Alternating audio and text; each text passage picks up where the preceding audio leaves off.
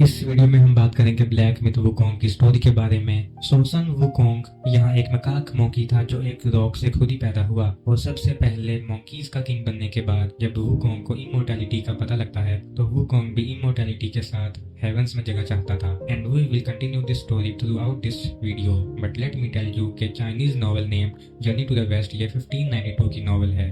Also Sun Wukong को Japanese में Son Goku कहते हैं और ड्रैगन बॉल भी जर्नी टू द वेस्ट से ही इंस्पायर्ड था। तो जर्नी टू द वेस्ट एक फिक्शनल नॉवल है, लेकिन सन वुकोंग एक माइथोलॉजिकल बीइंग है और वो ये नॉवल लिखने से पहले एग्जिस्ट करता था इन बोथ ताओइज्म और बुद्धिज्म। एंड ताओइज्म या दाओइज्म ये चाइना का अपना एंशिएंट रिलीजन है। सो 16th सेंचुरी चाइनीज राइटर्स ने जर्नी टू द वेस्ट लिखते दौरान सन वुकोंग को सिर्फ इस नॉवल में ऐड किया एज अ कैरेक्टर। ये नॉवल सन वुकोंग की ओरिजिनल स्टोरी नहीं थी। एंड इवन दो ये एक फिक्शनल नॉवल है बट ये नॉवल एक रियल इंसिडेंट से इंस्पायर्ड है। तो 7th सेंचुरी में युआन ज़ांग नाम का एक बुद्धिस्ट मॉन्क चाइना से इंडिया की जर्नी पर बुद्धिस्ट सूत्रास को कलेक्ट करने आए थे। They wanted the original scriptures not the translated ones found in China. और नॉवल में इसी रियल शुआनज़ांग बुद्धिस्ट मॉन्क को टैनज़ांग पर मॉडल कर दिया।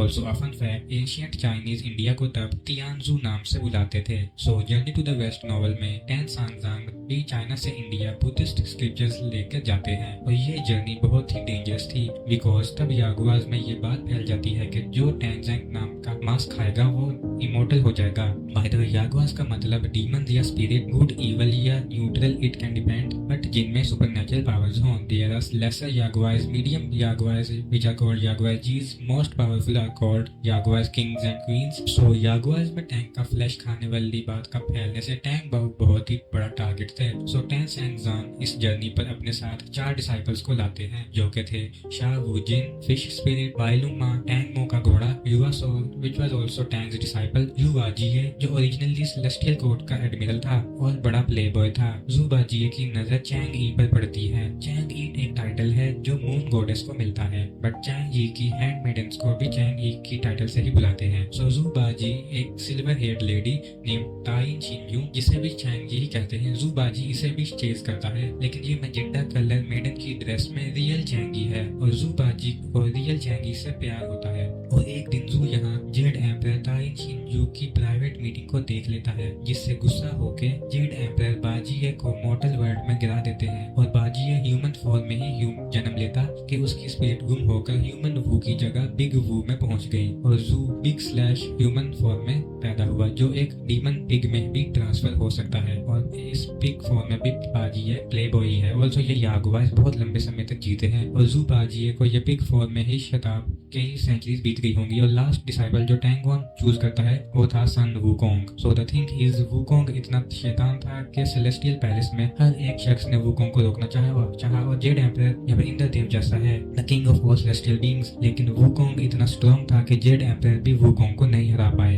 हारकर सभी ने भगवान बुद्धा से ये प्रार्थना की कि वो वुकोंग को शांत करें और लॉर्ड बुद्धा ने वुकोंग को 5 एलिमेंट माउंटेन के नीचे 500 साल तक दबा दिया, जहाँ वुकोंग सिर्फ सांस और खाना खा सके। उसका मुंह बस इतना ही बाहर था अंटिल टैंग वोंग यहाँ पर वुकोंग को अप्रोच करते हैं और टैंग वोंग ही वुकोंग को फ्री करके उसे अपने साथ जर्नी टू द वेस्ट में शामिल करते हैं एज अ डिसाइपल। लेकिन एज वुकोंग इतना शैतान था तो क्या होगा अगर वुकोंग टैंग वोंग की बात ना माने। इस सिचुएशन से बचने के लिए टैंग वुकोंग के हेड पर एक हेड बैंड लगा देते हैं जिससे कि मंत्र पढ़ने से वुकोंग को कंट्रोल किया जा सके। और अगर वुकोंग कोई शैतानी करता है तो ये हेड बैंड इतना खतरनाक सर दर्द करता है कि वुकोंग भी सहन ना कर पाए और वुकोंग खुद से इस बैंड को कभी नहीं उतार सकता। ये हेड बैंड तभी उतरेगा जब वुकोंग सक्सेसफुली अपने मास्टर को सभी स्क्रिप्चर्स सही सलामत दिलवा दे। So journey to the waste के बाद सन वुकोंग भी बुद्धा वोंग अटेन कर उसे ग्लोरियस फाइटिंग बुद्धा का टाइटल मिलता है। And though he already had immortality, but he gets immortal once again. And as per the promise, Wukong को कंट्रोल करने वाला ये हेडबैंड भी गायब हो जाता है। सो बुद्धा अचीव करने के बाद वुकोंग को ऑफिशियली सेलेस्टियल कोर्ट में रहना पड़ेगा, but now with great wisdom वाला वुकोंग को ये इमोर्टैलिटी और सेलेस्टियल कोर्ट में नहीं रहना चाहता। He wants to live happily on his Mount Huaguo with his other monkeys. लेकिन बुद्धा अचीव करने के बाद गॉड जब वुकोंग को इमोर्टल वर्ल्ड में नहीं रहने देते। ये चीज आप ऐसे देख सकते हैं कि देवता वुकोंग से जलते हैं कि एक मॉन्की उनके साथ उनकी डिवाइन प्रेजेंस में रहेगा। तो ये हेवनली यहाँ पे कोई भी मौका ढूंढ रहे थे वुकोंग को सबक सिखाने का, एंड उसकी एब्सेंस उस सेलेस्टियल कोर्ट से उन्होंने यही टॉपिक पकड़ लिया। एंड सिंस वुकोंग सभी सेलेस्टियल बीइंग से ज्यादा ताकतवर है, तो वुकोंग को कोर्ट में बुलाने के लिए ये लोग वुकोंग के अदर मंकीज प्रजाति को मारना शुरू कर देते हैं। And they also threatens to destroy the Mount Huaguo. और इसी मोमेंट के बाद हमारी गेम स्टार्ट होती है, जहाँ पर माउंट विएगो के ऊपर क्लाउड्स में वुकोंग यहाँ पर सभी गॉड्स को अपना लेजेंडरी मोनोलॉग देता है कि मैंने अपने मास्टर को सेव रखा, स्क्रिप्चर्स को सही सलामत वापस लाया, तुम लोगों की लड़ाई मुझसे है तो मेरे लोगों को क्यों मार रहे हो। यही अर्लैंग शैंक जो कि जेड एम्परर का नेफ्यू है, एंड उसने पहले भी वुकोंग को एक बार हराया था। सो वुकोंग को हराने वाली स्टोरी ऐसी थी कि वुकोंग जब अपनी शैतानी की पीक पर था, he and the Bull King, and Bull King यहाँ पर वुकोंग का 6 में से एक स्वॉर्न ब्रदर है। So he and the Bull King raise to full scale war on the heavens to kill the Jade Emperor, and Erlang ने तब Wukong को हराकर उसे इंप्रिजन कर दिया था, जहाँ वुकोंग को जला दिया जाता। लेकिन ये समाधि फायर से वुकोंग और स्ट्रॉन्ग हो गया। वहां से निकलने के बाद Wukong went straight for the Jade Emperor, and तभी जेड एम्परर को बुधा से हेल्प मांगनी पड़ी, और तभी बुधा ने वुकोंग को इंप्रिजन किया अंडर 5 एलिमेंट्स माउंटेन। तब प्रेजेंट में अर्लैंड यहाँ पे कोर्ट के बिहाफ पे वुकोंग को कोर्ट में वापस लेने आया है, और वो वुकोंग की टर्म्स वुकोंग को बताता है कि अगर वुकोंग चुपचाप उनके साथ वापस आ जाए तभी ये लोग उसके माउंट वेगो को उड़ा देंगे, अगर ये चाहता है तब भी। And during the fight Erlang Wukong की इमोर्टैलिटी को हाईलाइट करता है that he is wasting his immortality by not being in the court, जिसके रिप्लाई में वुकोंग कहता है कि ये इमोर्टैलिटी के चक्कर में ही सभी रेल्म्स, पृथ्वी लोग, नर्क लोग और स्वर्ग लोग सभी ने अपना बेड़ा गर्क कर रखा है। और एंड दोनों की फाइट्स के शॉकवेव से जब अदर गॉड्स हिलते हैं तो दे इन्वॉल्व देमसेल्व्स। लेकिन असली फाइट यहाँ पे सिर्फ अर्लैंग और वुकोंग के बीच में थी। तो वुकोंग यहाँ पे अर्लैंग को उसके फॉरेस्ट में लड़ने को बुलाता है, लेकिन टर्न्स आउट के वो मैजिकल बैंड वुकोंग के सर पर अभी भी था, एंड देन हायरप्स ने वो बैंड कभी भी उतारा ही नहीं, उन्होंने सिर्फ इस बैंड को हाइड कर रखा था। And one of the heavenly Kings इस बैंड को फिर से ट्रिगर करके वुकोंग यहाँ पर अर्लैंग का विटल ब्लॉक था। वुकोंग वाज डिफीटेड, और गेम में वुकोंग के माउंटेन पर गिरते ही हमें नेक्स्ट सीन्स नहीं दिखाई, बट टर्न्स आउट के जो हेवनली किंग्स और अर्लैंग को हमने स्टार्टिंग में देखा वो तो बस स्टार्टिंग की आर्मी थी। दिस टाइम ये हेवनली लोगों ने वुकोंग को हराने के लिए याओग्वाइज या डीमन किंग्स को भी अपनी साइड पे कर लिया, जिसमें एक द बुल किंग भी था। Yes, the Bull King, one of Wukong's sworn brothers, जो यहाँ हेवंस को सर्व करते वुकोंग को रोकने आया था। लेकिन इस सर्कुलेट की वजह से सभी हेवनली किंग्स एंड गॉड्स ने वुकोंग को अधमरी हालत में पहुंचा दिया, और ये चीज देखकर बुल्किन अपनी नाराजगी छोड़ देता है। तो बुल्किंग, जिसे ऑक्स किंग भी कहते हैं, वो वुकोंग के खिलाफ इसलिए गया क्योंकि जर्नी टू द वेस्ट के सफर के दौरान वुकोंग और टीम को आगे बढ़ने के लिए इस एरिया की समाधि फायर्स को बुझाना था। इसके लिए वुकोंग 3 बार बुल्किंग की वाइफ प्रिंसेस आयलफैंग से उसका बनाना लीफ फैन मांगता है, बट शी रिफ्यूजेस, और इसी फैन को लेकर वुकोंग को बुल्किंग को हराना पड़ा। और वुकोंग सेड टू बुल्किंग कि find a master and serve the right, it's the only path left for us, जिसका मतलब दबे शब्दों में वुकोंग कहना चाहता था कि बुल्किन अब वेंजेंस और ग्लोरी का पाथ छोड़ दे, अब वो बस अपने फैमिली का ध्यान रखे। बट बुल्किन बैल बुद्धि होने की वजह से भी ये चीज नहीं समझ पाता। But adding fuel to the fire, Zhu Bajie ने बुल्किन की second wife Princess Bear Fox को मार दिया, बिकॉज वो बुल्किन वर्सेस वुकोंग की वॉर में हेल्प कर रही थी। बुल्किन यहाँ पे वो फुल स्ट्रेंथ से फाइट करता है, और ये फाइट इतनी बढ़ जाती है कि हेवनली गॉड्स की अटेंशन अट्रैक्ट कर लेती है। बट सिंस वुकोंग यहाँ पे टैंक के साथ था, तो अभी वुकोंग को अभी हेवंस पसंद करते हैं, और हेवंस यहाँ खुद ही इस बैटल में इन्वॉल्व होकर बुल्किन वाज डिफीटेड बाय प्रिंस नेजा, जिसकी पावर है विंड फायर व्हील्स। और यहाँ पे बुल्किन यहाँ पे वुकोंग को कंफर्ट देने गया था। लास्ट में बुल्किन फिर एक और गलती कर देता है कि उसने हेवनली ऑर्डर्स को साथ अपनी लॉयल्टी जोड़ ली, betraying his sworn brother. Now coming back to present, Erlang heavenly kings and yaoguais की मदद से वुकोंग को हरा चुका है, एंड सिंस वुकोंग इमॉर्टल था तो वो इस अधमरी हालत को भी सर्वाइव कर लेता। बट इंस्टेड अपने माउंटेन को बचाने के लिए वो सभी की प्रेजेंस में he just decided to give up, और वुकोंग जैसे पैदा हुआ था फ्रॉम अ स्टोन, वो वापस उस स्टोन फॉर्म में जाने लगता है। बट पहले बुल्किन वुकोंग के लास्ट मोमेंट पर उसके पास आता है। वुकोंग मजाक में बुल्किन को कहता है कि तुमने पहले कभी कोई सही चॉइस ली है, एज बुल्किन का लक शुरू से ही खराब था, एंड उसकी हर एक choice ended up being a mistake. Wukong Bull King को बताता है कि उसने सोचा था कि अच्छे काम करके और बुद्धाहुड अचीव करके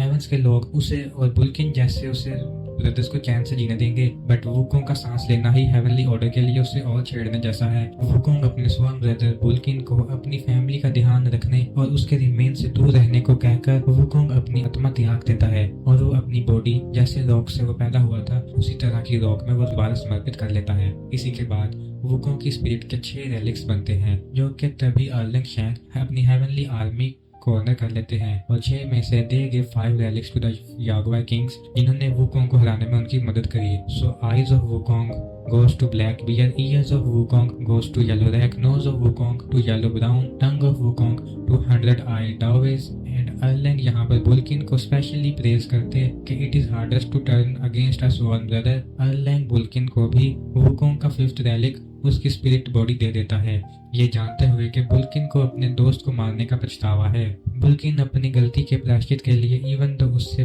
वुकोंग की पावर्स चाहिए थी, तब भी बुल्किन ये रैली को यूज नहीं करेगा और हमेशा इससे सबसे बचा कर रखेगा, वो ये कसम खाता है। And with that this was the end of Wukong. फिर उसका 6th relic वो इंस्टेंटली गुम हो गया और किसी को नहीं पता कि 6th relic कहाँ है। नाउ सेंचुरीज पास्ट, इन 6 relics की बात एक लेजेंड बन जाती है कि जो भी वॉरियर 6 relics ढूंढ कर ला सकता है तो इससे वुकोंग दोबारा से जिंदा हो जाएगा। एंड मैनी हैव ट्राइड, कोई भी ये relics को ढूंढने की जर्नी बहुत ही खतरनाक थी, but this time a destined one rises, जो कि दिखने से भी वुकोंग जैसा ही लगता है और वो ये relics को ढूंढने की जर्नी पर निकलता है। सो गेम में सारे एरियाज वही हैं जिन एरियाज पर वुकोंग अपने मास्टर टैंग मोंग के साथ जर्नी टू द वेस्ट के दौरान गुजरा था। गेम के चैप्टर्स हमें पहले वुकोंग के टाइम की स्टोरी बताते हैं, देन प्रेजेंट टाइम की। सो ये सब स्टोरीज मिक्स करके let's start with chapter 1। So Blackpit mountain में एक यागुआर नेम्ड हाइफिन वांग रहता था, जिसकी एक गुआर फॉरमेन थी। ये बियर शुरू से ही लालची था और एक बार एक मोंग किड नेम जीजी के उस फॉरेस्ट के मिलने पे बियर छोटे बच्चे को उसके द्वारा कलेक्टेड सारे पैसे दिखा। जिंजी को भी शुरू से ही लालच की आदत लग जाती है। इसके बाद जिंजी जब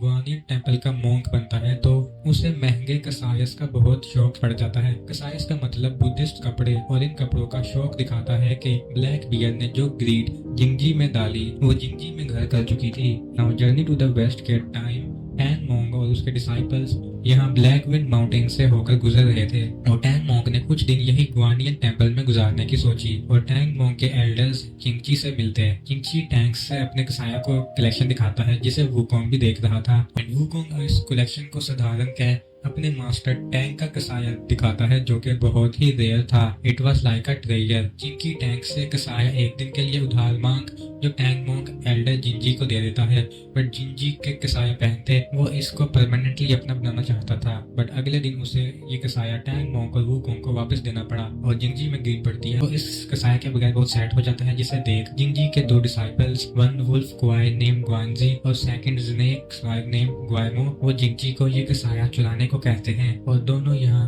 ग्वाइर इतने स्मार्ट नहीं थे और दोनों ये प्लान बनाते हैं कि ये लोग टैंग मोंग और उसके डिसाइपल जहाँ सो रहे थे टेंपल के वो एरिया में आग लगा देंगे और गियर्स के बीच का साया चुरा लेंगे। बट इन लोगों के टेंपल में आग लगाते ही आग तुरंत ही अनकंट्रोलेबल हो जाती है और वुकोंग को टाइम में पता चल गया कि यहाँ पे आग लगने लगी है। सो वुकोंग अपने मास्टर को बचा लेता है, बट बहुत से बुद्धिस्ट मॉन्क्स यहाँ पे फंस जाते हैं, किलिंग ऑल ऑफ देम। और जैसे आग स्प्रेड हो रही थी, एल्डर चिंगची इस आग में भी अपना कसाया कलेक्शन बचाने की कोशिश कर रहा था and he was still looking for the Tang monk's कसाया के आग को देखकर ब्लैक यागुआर भी वो आग को बुझाने आता है। बट ऐसे भालू भी ओरिजिनल लालची था तो वो यहाँ टैंग मोंग का कसाया देख उससे चुरा कर यहाँ से भाग जाता है, बिलीविंग कि चिंची खुद को आग से बचा लेगा, विच ही डिड। बट आग ये टेंपल के साथ सारे स्क्रिप्चर्स को जला देती है और एंड में चिंची वाज ओवरवेल्म्ड विद शेम और उसने अपना सर जोर से पत्थर पर मारकर खुदकुशी कर ली, जिससे ये हेड बेड बूम बनता है। इसके बाद जर्नी टू द वेस्ट के इवेंट्स होते हैं और वुकोंग बियर गुआर से उसके मास्टर का कसाया वापस लेने में सक्सेसफुल रहा और बियर यहाँ अपने आप को गुआनियन को समर्पित कर देता है। एंड गुआनियन बुद्धिस्ट अथवा जिनके नाम पर ये टेंपल था, the goddess of mercy and compassion, वो बियर गुआर को बुद्धिस्ट धर्म में एक्सेप्ट कर उसे ये माउंटेन का गार्डियन बना देती है और इस प्रमोशन से बियर गुआर को रिजरेक्शन मंत्रास भी मिलते हैं। तो बियर को अपनी गलती समझ आई तो उसने गुआनियन टेंपल की रिकंस्ट्रक्शन और उसके स्क्रिप्चर्स को सहेजने के साथ फर्स्ट ब्लैक बियर ने अपने रिजरेक्शन मंत्रास के साथ अपनी फ्रेंड लिंक शूजी को भी रिवाइव करने का सोचा। एज ओरिजिनल लिंक शूजी को वुकोंग ने मार दिया था टैंग मोंग का कसाया बियर गुआर से लेने के लिए। सो ये रिजरेक्शन मंत्रास ऐसे वर्क करते हैं कि आपको मृत शरीर भी चाहिए रहेंगे एंड लिंक शूजी को इस माउंटेन के वुल्व्स बहुत मानते थे। She was very smart. और यहाँ के सारे वुल्व्स शिंग ज़ूसी के लिए अपना शरीर देने के लिए रेडी हो जाते हैं। एंड कुछ गलत अटेम्प्ट्स के बाद ब्लैक बियर लिंग शूजी को रिवाइव करने में कामयाब रहा, बट लिंग शूजी एज वो निर्दोष लोगों को मारकर किसी और की बॉडी में रिवाइव हुई, वो इस बात से खुद खुश नहीं थी। सो व्हाइट लाइन नोबल को कह के ब्लैक बियर मास्टर उससे ना मिलने आए, यही लिंग शूजी खुद को खत्म कर लेती है। बट एज बियर ग्वाई को अपनी बियर पॉपुलेशन को कंट्रोल करने के लिए लिंग शूजी चाहिए ही थी, तो बियर दूसरे लैंड से एक पावरफुल वुल्फ को पकड़ लाता है, जिसे वो न्यू लिंग शूजी बना देता है। एंड इस न्यू लिंग शूजी के साथ न्यू वुल्फ ब्राइस बुरा भी आता है, और ओल्ड वुल्फ अपने हैबिटेंट्स ने लिंग शूजी के बिना इस माउंटेन से चले जाते हैं। और न्यू और ओल्ड में दंगे भी हुए, जो बियर ने गुआंगजी को कहकर शांत करवा दिए। नाउ बियर गुआई के मंत्रा से सेकंड रिजरेक्शन थी ऑफ एल्डर जिंगजी, बट जिंगजी से इसे रिवाइव नहीं हो पाया, और जिंगजी की स्पिरिट दो हाउस में टूट जाती है, जिसमें जिंगजी का माइंड मिसिंग था एंड स्लॉटरिंग और सेकंड मेट्स जिंगजी, जो अपने ग्रेड की वजह से ये गोल्ड में लिपटा हुआ एक अबोमिनेशन मॉन्क के फॉर्म में रिवाइव हुआ। सो गेम में पावरफुल जागुआर्स इनफ नॉलेज वाले बीइंग्स यहाँ अपने नॉलेज के ऑब्सेशन के चलते डिफरेंट टाइम कैप्सूल्स बना सकते हैं इन अ स्मॉल प्लेस, जो कि पास्ट और फ्यूचर में हो। ऐसे ही मेन एल्डरली जिंगजी जब एशियन टेंपल जला था, तो वही स्पेस बनाकर वहां पर हाइबरनेट हो जाता है। Now fast forward to current time, अब destined one arrives and on the black wind mountain, और हम सेम यागुआर्स को मारते हैं, गुआंगजी और Guangmou, the disciples of elderly Jinchi. But journey to the west novel में ये दोनों यागुआर्स टेंपल की आग में ही जलकर मर गए थे,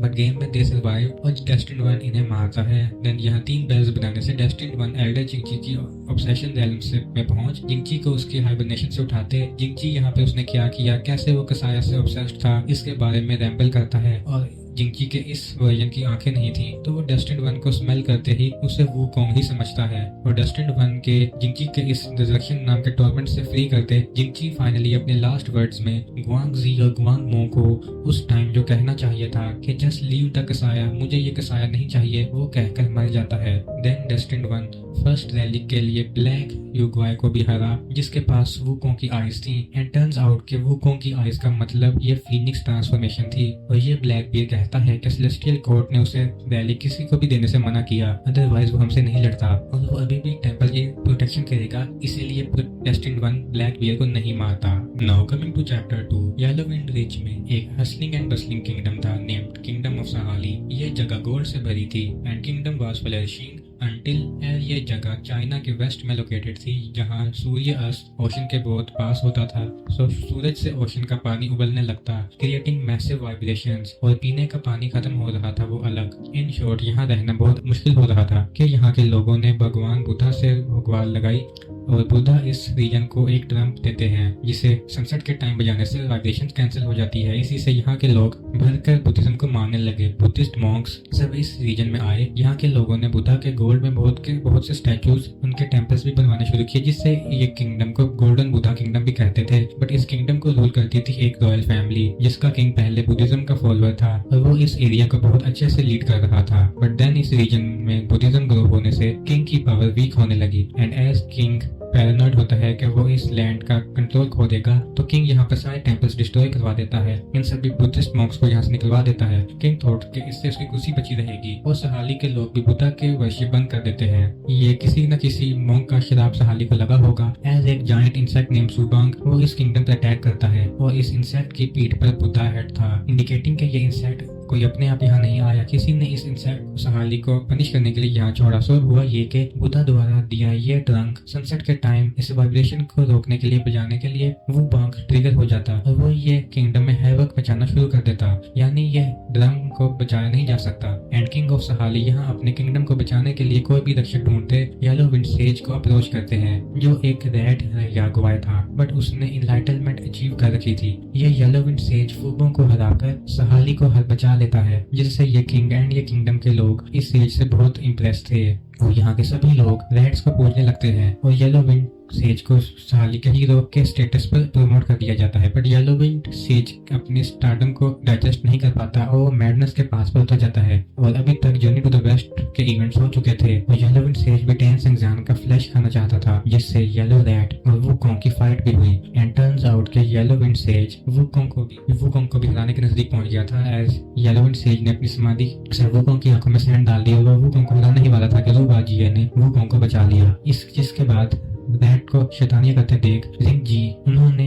इस बैटल से येलोविंड सेज को अपना डिसाइपल बनाया और दोनों ने ही इस किंगडम के बाहर अपना टेंपल बना मेडिटेशन स्टार्ट करी। बट इसके बाद गेम के स्टार्टिंग के इवेंट्स होते हैं जहाँ पर येलोविंड सेज भी हेवंस के साथ वुकोंग को रोकने गया था एंड अल्लन शैंग ने एक रैलिक येलोविंड सेज को भी दिया था। इसी दिन से येलोविंड सेज और पागल हो गया और वो ये रैलिक से खुद को और पावरफुल बनाना चाहता था but he didn't knew how. और इसी पावर के चक्कर में येलोविंड सेज ने अपने मास्टर योदी सांगवासा काट वुकोंग का रैलिक इस सर में स्टोर कर रखा था और यही रैलिक को स्टडी करने के लिए येलोविंड सेज किंगडम ऑफ सहाली वापस पहुंच, जहां अभी तक सभी लोग किसी शराब से रैट्स बन चुके थे, यानी कि किंगडम का किंग और उसके बेटे भी रैट्स बन चुके थे और किंगडम अभी तक वाइब्रेशन से पूरा टूट चुका था and it was just a barren land now. यही अभी येलोविंड सेज की चलती है और सेज यहाँ पर अपने दो लिeutenants टाइगर वैनगार्ड को उसके टेंपल के फ्रंट साइड को गार्ड करने को कहता है और स्टोन वैनगार्ड को बैक साइड की, ताकि कोई भी उस तक ना पहुंच सके। और यही टेंपल में येलोविंड सेज रैलिक को स्टडी कर रहा था अंटिल के हम उधर डेस्टिन्ड वन इस किंगडम में आते हैं। यहाँ हम पहले किंग के सेकंड बेटे को हराने के बाद किंग यहाँ अपने फर्स्ट प्रिंस से हेल्प मांगता है। एज किंग का फर्स्ट बेटा समझदार था, उसने अपने फादर को ये रैट्स देने को इतनी इंपॉर्टेंस देने से रोका था। बट जब फर्स्ट प्रिंस ने येलोविंड सेज की बेइज्जती कर दी इन पब्लिक, जिसे किंग ने रॉयल सेज का टाइटल दे रखा था, तो किंग ने सेज से बेइज्जती के बदले फर्स्ट किंग को जेल में डाल दिया और अभी किंग अपने बेटे से हेल्प मांगता है और ये फर्स्ट प्रिंस अपने फादर को खा जाता है। बाय द वे यहाँ इस किंग का थर्ड बेटा भी था जिसे इस किंगडम से कुछ लेना देना नहीं और वो रैट बनने से पहले ही इस किंगडम से निकल गया था। सो यानी कि थर्ड प्रिंस अभी भी ह्यूमन है, जो हमें थर्ड चैप्टर में मिलता है। सो द डेस्टिन्ड वन यहाँ पर चैप्टर 2 के ऑब्सेशन रेल्म में से जाके, जो कि हम पास्ट में जा रहे हैं, येलोविंड सेज ने कैसे ह्यूमन को हराया था ये भी हम देख सकते हैं, जिससे हमें यही बोधिसत्व का मेडिटेटर मिलता है। And then destined one present में येलोविंड सेज को हराते हैं, वो पोजीशन जो हमें डेजर्ट में असिस्ट कर रहा था। टर्न्स आउट कि वो बोधिसंगवा जी लिंग जी है, जो अपने हेड को रीअटैच कर हमें वुकोंग का रैलिक दे देता है एज हिज थैंक्स। बट ये मत समझना कि येलोविंड सेज बैड गाय था एंड लिंग जी गुड गाय। गेम हमें सर्टेन हिंट्स देती है कि किंगडम ऑफ सहाली का जो भी हाल हुआ वो लिंग जी नहीं किया, बिकॉज यहाँ के लोगों ने बुद्धा को छोड़कर रैट्स और स्पेसिफिकली येलोविंड सेज को पूछना शुरू कर दिया था और अगर लिंग जी चाहता तो ये वाइब्रेशन वाले क्लाइमेट चेंज को रोक सकता था एंड मे बी फुबोंग इंसेक्ट ये भी लिंग जी ने ही इस किंगडम पर छोड़ा हो। और येलोविंड सेज तब सच में इस किंगडम का हीरो था जिसने इतनी पॉपुलेशन को फुबोंग इंसेक्ट के टेरर से बचाया। ऑल्सो लिंग जी एंड में हमें ये झूठ बोलता है कि येलो रैट ने उससे ये रैलिक चुराया। एज हमें चैप्टर 5 में ये पता लगता है कि अर्लिंग ने ये रैलिक येलो रैट को ही दिया था for his participation in killing Wukong. और अब चैप्टर 2 की एंडिंग स्टोरी, जिसमें एक बंदा वुल्फ बॉय को बचाता है बट उसे सपने में लगता है कि ये वुल्फ बॉय उसकी फैमिली को मार देगी। देन सिर्फ सपने में चलते ये बंदा निर्दोष वुल्फ बॉय को मार देता है। यह स्टोरी चैप्टर 3 में कंटिन्यू करती है, जिसमें ये बंदा जिसने वुल्फ को मारा और वुल्फ हरसेल्फ हमें क्वेस्ट में मिलती है। लेकिन इस स्टोरी का चैप्टर 2 से क्या लिंक था वो अभी तक नहीं समझ पाए। मे बी यह स्टोरी दर्शाती हो कि बोधिसत्व लिंग जी ने येलो रैट को सही से जज नहीं किया। बट चैप्टर 3 में ये एनिमेटेड स्टोरी कंटिन्यू होगी। So let's move on to chapter 3। Chapter 3 start होता है इन द न्यू वेस्ट। ये जगह रूल करता है yellow brown, who was a very powerful guy, जो कि बुद्धा का कंप्लीट ऑर्डर ही चेंज करना चाहता है। ही वाज वेरी स्मार्ट, जो कोई भी डिबेट नहीं हारता। तो येलो ब्राउन ने इस जगह एक कंप्लीट न्यू ऑर्डर बना रखा था। उस माउंटेन का नाम माउंट जिंगचान से चेंज करके ही change to the new west. Yellow brow का मकसद था कि बुद्धिज्म में भगवान बुद्ध को हटाकर लोग येलो ब्राउ की पूजा करें। So let's start with chapter 3 animation first. So ये क्रिएचर येलो ब्राउ ही है, जो अपने बुद्धिस्ट दोस्त छिन चैंगजी को बताना चाहता था कि ह्यूमंस इवल हैं and they are not worth saving. So ये चीज प्रूव करने के लिए येलो ब्राउ खुद को ये पर्पल यागुआर में कन्वर्ट करता है और फिर वो एक गरीब विलेज के किनारे वाशअप हो। इस टर्टल की स्किन से हीरे मोती निकलते और इस टर्टल की नाखून से कोई भी बीमार ठीक हो जाता। टर्टल के धूप से बुढ़ापा भी जवानी में बदल जाता। देन ये टर्टल इस गरीब विलेजर्स के लिए टोर्नेडो बना उन्हें समुद्र से मछलियां बगैर मेहनत के दे देता है। येलो ब्राउ का इस फॉर्म में मकसद था कि ह्यूमैनिटी की ग्रीड को शो करना और येलो ब्राउ चाहता था कि ये विलेजर्स उसकी स्किन को काट कर सारे हीरे मोती, यही चीज वो शिनचैंजी को दिखाना चाहता था। बट ह्यूमंस ने ऐसा नहीं किया। They started worshipping this turtle as his भगवान का अवतार। But Yellow Brow had enough. उसकी थ्योरी रॉन्ग साबित हो रही थी। सो ये टर्टल खुद ही एक बंदे को अपने वश में कर उसे अपनी स्किन को छिलवा देता है,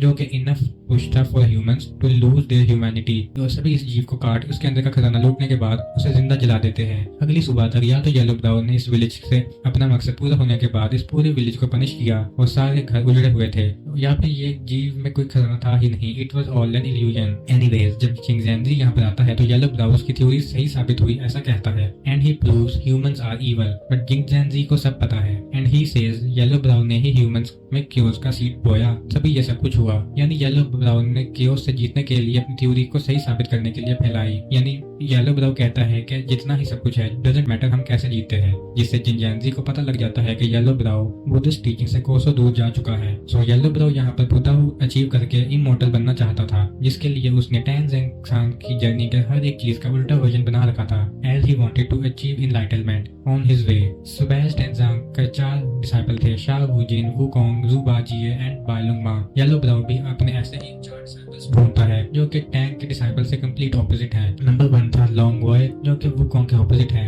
लॉन्ग वर्ड का मतलब enlightenment from emptiness, like void. Second non able, Zhu Bajie के ऑपोजिट। नॉन एबल का मतलब enlightenment from just abilities. Then non pure, opposite of Sha Wujing, नाम का मतलब enlightenment from non purity. And last में non white, opposite of white dragon horse of Tang, named Bailong Ma. और long white की significance का नहीं पता, but उसका लोर ये है कि लॉन्ग वाइट एक एक्टर था जो कि ओपेरा में चेस्टर का रोल प्ले करता था, बट नॉन वाइट ये डाइजेस्ट नहीं कर पाता कि वो मेन हीरो नहीं बन पाएगा, इसलिए ये बंदा अपने पॉइजन डैगर से हीरो का फेस काटकर अपने मुंह पर चिपका लेता है। और जब इसे ओपेरा से निकाला तो लोग इस बंदे को न्यू थंडरक्लैप टेंपल में छोड़ आते हैं ताकि इसे बुद्धि मिले। येलो ब्राउन इसे देखते ही नॉन वाइट नाम देता है और इसके लिए यूनिक फाइटिंग स्टाइल भी बनाता है, combining poison and frost for him. Yellow Brown non white को कहता है कि एक दिन एक डेस्टिन्ड वन यहाँ पर आएगा और अगर नॉन वाइट डेस्टिन्ड वन को मार कर उसका फेस पहन ले तो वो ट्रू हीरो बन सकता है। और इसी दिन से कोई भी आम लोग नॉन वाइट द्वारा गार्डेड माउंटेन पाथ पर जाना बंद कर देते हैं, फीलिंग के नॉन वाइट किसी को मारकर उसका फेस पहन लेगा। Now moving on to the present, जब डेस्टिन्ड वन जब न्यू वेस्ट में आता है, we need this baby Buddha. Yellow कपड़े में जो बुद्धा है वो Yellow Brown, real baby Buddha ये सी ग्रीन कपड़ों में है,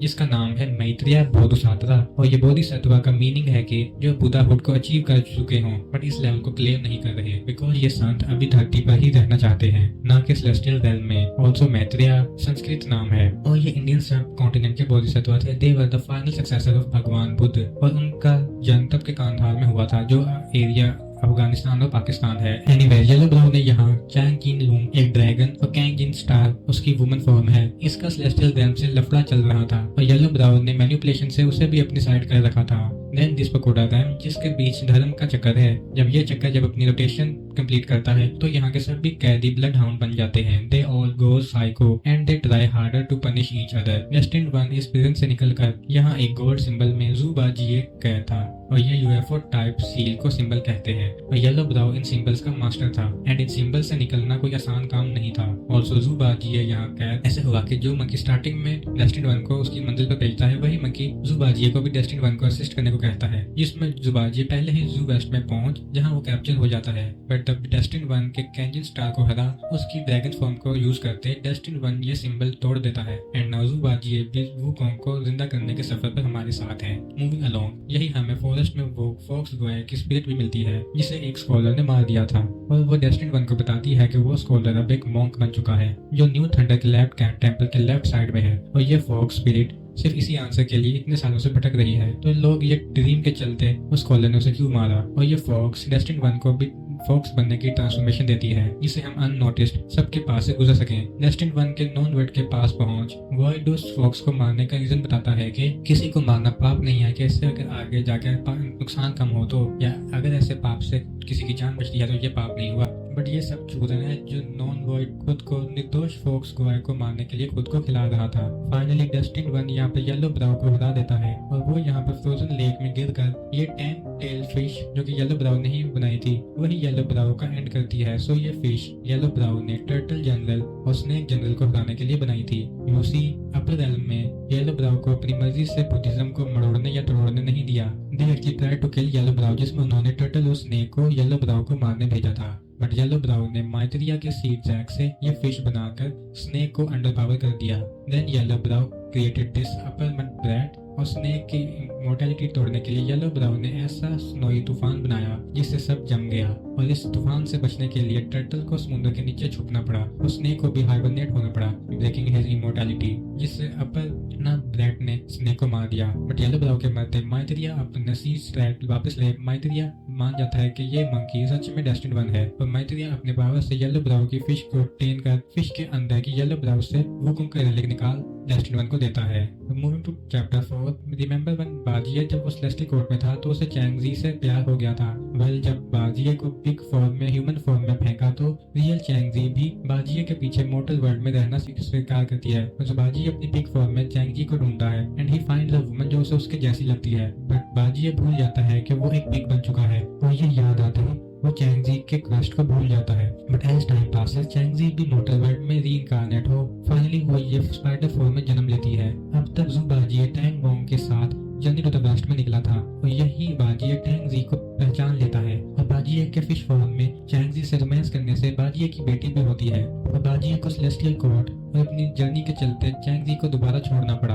and this was his tragic love story. But अब डेस्टिन वन के साथ वुकोंग के अनदर रैली के लिए बाजिए को दोबारा इस वेक्ट हॉलो में आना पड़ता है। यही वॉयलेट स्पाइडर की डॉटर्स जू बाजिए को उनकी मदद से प्यार का नाटक करने के लिए पकड़ लेती है and long story short destine one जू को वेलिक स्पाइडर के वश से छुड़ा लेता है and we reach this temple of yellow flowers and overall this spider caves and yellow tower temple. ये जगह एक एनर्जी फार्म है और पता चलता है कि हेवनली लोगों को भी बाउंडफुल रहने के लिए एलेक्सा चाहिए और हेवनली यहाँ पर डिसोबीडिएंट यागुआर्स को पकड़कर उनको रेलिक्स में कन्वर्ट करते हैं, बट यागुआर्स ह्यूमंस को पकड़कर उनकी पावर्स को मल्टीप्लाई करते हैं। एनीवेज इस फार्म का मास्टर था 100 आइड यागुआर्स। अर्लन चैंग ने वुकोंग का एक रेलिक इसी मास्टर को दिया था, बट मास्टर ने ये रेलिक वॉयलेट स्पाइडर को दे रखा था और ये मास्टर रेलिक तो वापस लेता है बट साथ में वॉयलेट स्पाइडर की भी एनर्जी एब्सॉर्ब कर लेता है। बिकमिंग दिस स्पाइडर यागुआर पर डेस्टिन वन के सहराते Wukong's fourth relic is now free. But यही जू बाजिए की ट्रेजिक स्टोरी भी यहीं पर एंड हो जाती है एज वॉयलेट स्पाइडर यहाँ पर मर रही है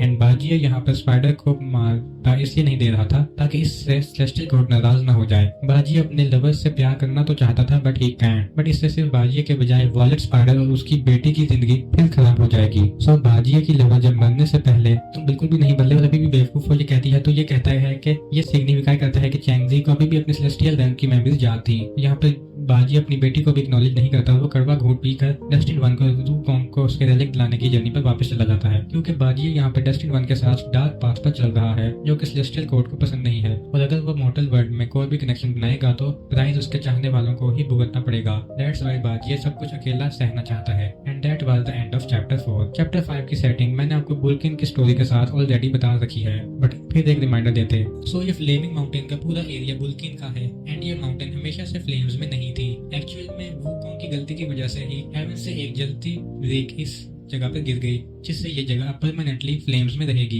इस जगह को बस मैजिक फैंस से मॉनिटर और शांत किया जा सकता है but fires are permanent. So journey to the west की टाइम एज ए सेट के टैंग वोंग को यहीं से पास होना था बट बुल्किन की वाइफ उन्हें ये फैन नहीं दे रही थी जिसके कारण यहाँ पर मैसिव फाइट हुई और वुकोंग और बुल्किन की फ्रेंडशिप मिट्टी में मिली। ऑल्सो बाजियन ने वुकोंग की सेकंड वाइफ प्रिंसेस फेरोक्स को भी मार दिया जिससे बुल्किन और गुस्सा हो। हेवंस में प्रिंस नेजा ने बुल्किन का सर काट कर उसे शांत किया एंड बुल्किन की बॉडी कैंट रीग्रो बट अब प्रेजेंट में बुल्किन बहुत बूढ़ा हो चुका है। सो बुल्किन के यहाँ 2 बच्चे थे, वन डेड बॉय जो कि उसकी फर्स्ट वाइफ राक्षसी से and second daughter named ping ping जो कि उसकी लेट फॉक्स वाइफ से थी। नाउ एज अर्लंग ने बुल्किन को भी एक रेलिक दिया था तो वही रेलिक हम यहाँ लेने आए हैं बट इट टर्न्स आउट के बुल्किन का बेटा रेड बॉय वो राक्षसों की लाइन का लास्ट वंशज था एज हेवंस ने अभी तक राक्षसों का जेनोसाइड कर दिया और रेड बॉय वुकोंग के रेलिक के साथ वो पावर चाहता था जिससे वो हेवन से वापस वॉर छेड़ सके और ये रेलिक ना मिलने की जिद में रेड बॉय ने अपने किंगडम में अपनी समाधि फायर और अपने मिनियन से हल्ला मचा रखा था और वो ये रेलिक के लिए पिंग पिंग में रूप बदल अपने फादर को ट्रिक करने की कोशिश करता है। लेकिन अब बुल्किन बहुत समझदार हो चुका था लेकिन फिर भी रेड बॉय रैली की पावर एब्जॉर्ब कर यक्षा किंग बन डेस्टिन वन से लड़ता है बट डेस्टिन वन के इस रैलिक पावर यक्षा किंग को हरा के रेड बॉय अब समझ जाता है कि अगर वो एक नॉर्मल डेस्टिन वन को नहीं हरा पाया तो वो अकेला आगे की वॉर कैसे करेगा, तो वो खुद को खत्म कर लेता है एंडिंग द यक्षा ब्लड लाइन। और इससे बुल्किन की फैमिली कभी खुशहाल नहीं रही और बुल्किन की हर एक मिस्टेक की वजह से वो कभी भी चैन से नहीं जी पाया। But we destined one get our 5th relic and we move on to Mount Viego। Now relics के साथ डेस्टिन वन के दोबारा माउंट विगो में पहुंच सेलेस्टियल रेलम यहाँ पर वुकोंग को दोबारा रिवाइव ना करने से डेस्टिन वन को रोकते हैं बट डेस्टिन वन सभी को हरा। यहाँ वुकोंग ने अपना आर्मर सेलेस्टियल कोर्ट से बचाने के लिए अलग अलग मॉन्स्टर्स में ढाल रखा था जो भी वुकोंग का लास्ट टेस्ट था जो उसका वर्दी सक्सेसर ही इन आर्मर्स को दोबारा रिकवर करे which destined one does. But by the way Bajie के पेट में जाकर मैंटी से लड़ना दिस वाज बियॉन्ड कूल। और ऐसे ही फ्रेश इमेजिनेशन और पैशन की वजह से ही ब्लैक मिथ वुकोंग इतनी अच्छी गेम है। एनीवे डेस्टिनी 1 बाजी के साथ वुकोंग जहां मंकीज पर रूल करता था उस वाटरफॉल के पीछे पहुंचता है। यहाँ पर बाजी उसकी वुकोंग के साथ फर्स्ट मुलाकात को दोबारा रिक्रिएट करता है and this was very wholesome. और यहाँ ही वुकोंग ने अपना स्टाफ लियू जिंगू बैन को अपने फुल साइज में पार्क कर रखा था, जिसे डेस्टिनी 1 क्लेम कर अब डेस्टिनी 1 पूरा वुकोंग जैसा है और उसके जैसा ही ताकतवर है। सो फाइनली माइटेरिया कॉल्स द डेस्टिनी 1 एंड बताता है कि इस पकोड़ा के ऑब्सेशन रेल्म में उसका एक फ्रेंड वेट कर रहा है, जहां अल शेंग वुकोंग को हराने के बाद वो इसी रेल्म में छुपा हुआ था। एंड टर्न्स आउट के अल स्टार्टिंग में वुकोंग से नहीं लड़ना चाहता था, but he had to because heavenly court के ऑर्डर्स थे। एंड नाउ अरलंग ने वुकोंग का कुछ संभाल कर रखा है, जो अरलंग हमें तभी देगा if we can prove we really are the destiny 1 and the successor of Wukong by beating Erlang. Erlang से फाइट के दौरान डेस्टिनी 1 भी वुकोंग की सोल मंकी ट्रांसफॉर्मेशन अनलॉक कर अरलंग की हेवनली फॉर्म से लड़ता है। यही 4 हेवनली किंग्स जो भी अरलंग ने ही डेस्टिनी 1 को टेस्ट करने के लिए बुलाए थे, ये भी इस फाइट में इन्वॉल्व होते हैं। डेस्टिनी 1 इन चारों को साइड कर अरलंग को वापस से नॉर्मल फॉर्म में नॉकआउट करते। यही अरलंग हम ही वुकोंग के सक्सेसर हैं ये समझ अरलंग अपने थर्ड आई खोल। पता लगता है कि इस गेम के स्टार्टिंग में अरलंग ने वुकोंग की सारी मेमोरीज अपने पास्ट में सुधार की थी और अरलंग चाहता था कि वुकोंग जो भी प्लान कर रहा है उसमें वो कामयाब हो, इसलिए अरलंग ने ये मेमोरीज हेवनली कोर्ट से छुपा कर रखी और नाउ ये मेमोरीज डेस्टिनी 1 एब्जॉर्ब कर लास्ट में हमें ये लाइन सुनने को मिलती है कि watch me repeat off and break free. यही ये मेमोरीज के साथ अरलंग भी वुकोंग का फुल प्लान समझ जाता है एंड ही सेज के एंड में वुकोंग ही जीता और वो डेस्टिनी 1 को कहता है कि कोई भी उपाधि उसे जकड़ नहीं सकती, कोई भी हेडबैंड उसे बंदी नहीं बना सकता। एज अरलंग समझ जाता है कि वुकोंग डाइड ताकि वो अपने नेक्स्ट इनकार्नेशन में गॉड्स की मर्जी से अनबाउंड होकर रह सके। देन वो डेस्टिनी 1 को गुड लक कह उसे अपना स्पीयर देकर रेल्म से बाहर फेंक देता है। इसी के साथ अब डेस्टिनी 1 रेडी है to see what was behind Wukong's rock and destiny 1 Zhu Bajie के साथ माउंट विएगो के टॉप पर पहुंच।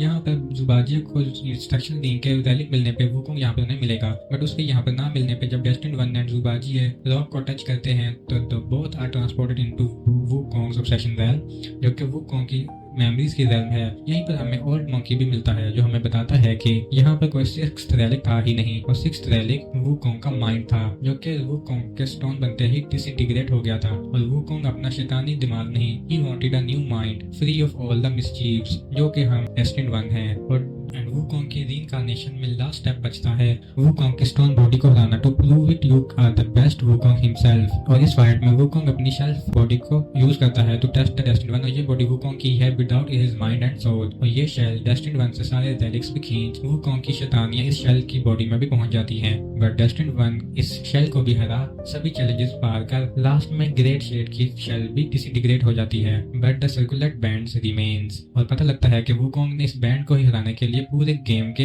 इवेंट्स ऑर्केस्ट्रेट करे और अब वुकोंग इस बैंड के बिना दोबारा जन्म ले चुका है एज डेस्टिनी 1, जिसमें वुकोंग की सारी पावर्स और मेमोरीज हैं। वुकोंग को इतनी इमोर्टैलिटी भी पसंद नहीं थी, he just wanted to live free, जो वो अब डेस्टिनी 1 बनकर कर पाएगा। और ये थी ट्रू एंडिंग। और ये बट यहाँ पर एक बैड एंडिंग भी है, जिसमें अगर आपने अरलंग शेंग को नहीं हराया और वुकोंग की मेमोरीज नहीं रिकवर की तो यहाँ ओल्ड मंकी, जो कि एक ग्रे कैरेक्टर है, प्लस उसके लोल में लिखा है कि maybe this old monkey is the reincarnation of bodhisattva Guanyin. So Guanyin ही वो थी जिसने वुकोंग का सर्कुलेट बैंड बनाया था and she give this band to Tang Xuanzang, जिसने इसे वुकोंग पर यूज किया। And now maybe this old monkey heavens का स्टूज हो, जो कि यहाँ पर प्लेस था ताकि वो इस बैंड को दोबारा वुकोंग की रीइंकार्नेशन पर डाल सके। सो अगर आप वुकोंग की मेमोरीज को ऑब्जर्व नहीं करेंगे तो डेस्टिनी 1 इस बैंड के बारे में नहीं समझ पाता और ओल्ड मंकी के द्वारा इस बैंड को अपने सर पर दिलवा लेता है। यानी वुकोंग जो करना चाहता था, यानी सेलेस्टियल कोर्ट से फ्री होकर रहे, वो डेस्टिनी 1 अचीव नहीं कर पाया। एंड बैड एंडिंग में या तो न्यू डेस्टिनी 1 इसी रॉक में कैद हो जाता है या फिर ये ओरिजिनल वुकोंग की बॉडी है जो अभी भी यहाँ पर ट्रैप रहती है waiting for the new destiny 1। But पूरे एंडिंग में ये वुकोंग की मेमोरीज वाला डेस्टिनी 1 ये सर्कुलेट बैंड नहीं पहनता and he becomes the new Wukong. And इसके बाद में जो एनिमेशन आती है उसमें हमें स्टार्टिंग की फाइट के बाद क्या हुआ था ये पता लगता है, जिसमें अरलंग शेंग के द्वारा हेडबैंड को टॉट करने पे वुकोंग अरलंग को कहता है कि keep your eyes wide open and watch me repeat off and break free. मतलब वुकोंग ने अरलंग को पहले ही बता दिया था कि वो इस हेडबैंड से छुटकारा पा लेगा एंड यही वो लाइन थी जिसे वुकोंग की मेमोरी लेने के बाद मिलती है। And in this last shot Wukong ने अपने 6th सॉन ब्रदर्स के साथ सेलेस्टियल पैलेस पर वॉर लॉन्च करी थी और अब सिर्फ वुकोंग ही बचा है। But on the bright side Wukong is back, जो कि अब एक बुधा नहीं है but he is himself. So guys, इस वीडियो में बस इतना ही। आपको ये वीडियो कैसा लगा हमें कमेंट्स में जरूर बताइएगा। अगर वीडियो अच्छी लगी हो तो लाइक करें और चैनल को सब्सक्राइब करें।